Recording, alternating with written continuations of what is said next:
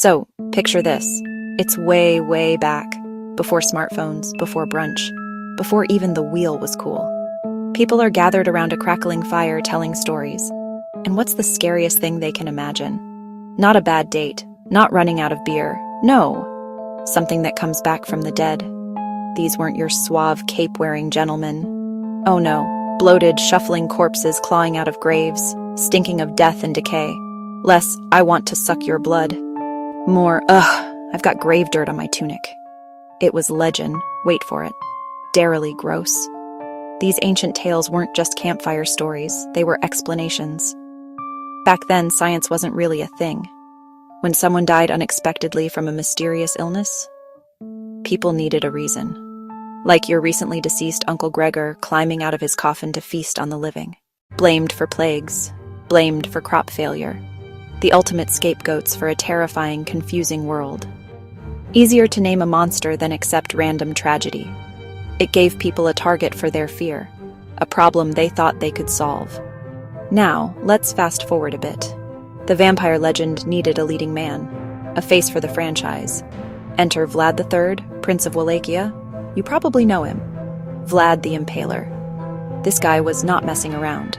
A 15th century ruler famous for impaling his enemies on giant wooden stakes, forests of them. His signature move, a real statement piece. While he wasn't actually a vampire, his reputation for extreme cruelty made him irresistible to storytellers. Dracula, son of the dragon, was a perfect stage name. He was the historical bad boy who gave the myth street cred. Alright, so you're living in a village, you're pretty sure your neighbor, who just died last week, is now a card-carrying member of Team Vampire. What do? Well, people came up with a whole playbook of anti-vampire techniques. The most famous is the wooden stake through the heart. In many cultures, the heart was seen as the seat of the soul. So by staking it, you were pinning the restless spirit to the earth. It was a very permanent, very pointy solution. But what if you wanted a more, preventative approach? That's where garlic comes in. Classic. People would hang braids of garlic on their doors. They'd wear it around their necks, and probably even sneak it into their cooking. The strong smell was believed to repel evil spirits, vampires included. In some regions, people would scatter seeds like millet, or scatter poppy seeds. They'd leave them on a vampire's grave or in their home. The idea was vampires would be compelled to stop and count every single seed. One seed, two seeds, The vampire was a big deal in folklore, but it took one man to make it a global superstar, Bram Stoker. His 1897 novel, Dracula, was a game-changer. He took the gruesome tales of Eastern Europe, mixed in the aristocratic menace of Vlad the Impaler, and created the definitive vampire. Count Dracula was suave, intelligent, and terrifyingly charismatic. After Dracula, vampires weren't just monsters anymore. They were A-list celebrities of the horror world. The 20th century was a vampire party, and everyone was invited. We got lovable, goofy vampires like Grandpa Munster in The Munsters, and the number-obsessed Count Von Count on Sesame Street, teaching kids to count. Even our breakfast cereal wasn't safe, with Count Chocula making mornings just a little more monstrous. And then came Twilight, which took the romance dial and cranked it to 11, giving us vampires who sparkled in the sun and played baseball. The vampire went from a decaying corpse to a Gothic aristocrat to a sparkly vegetarian dreamboat. It's because the vampire is the most adaptable monster we have, and that's why we'll never get tired of inviting them in. So what's the deal with vampires and sunlight?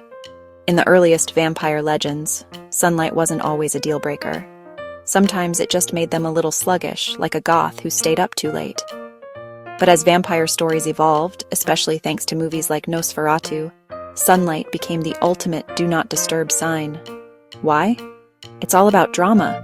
Sunlight represents purity and truth, while vampires thrive in the shadows, literally and metaphorically.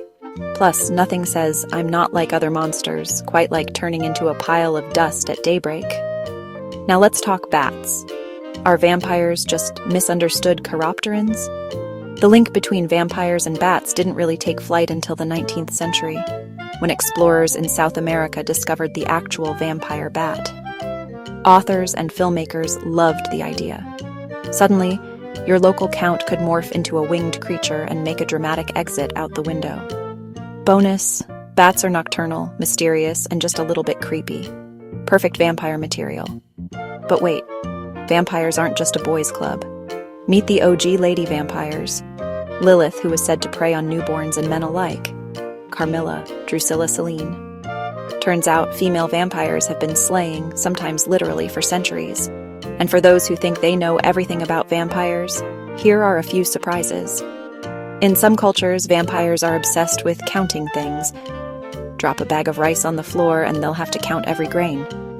In others, they have no reflection, which, let's be honest, makes getting ready for a night out a real challenge.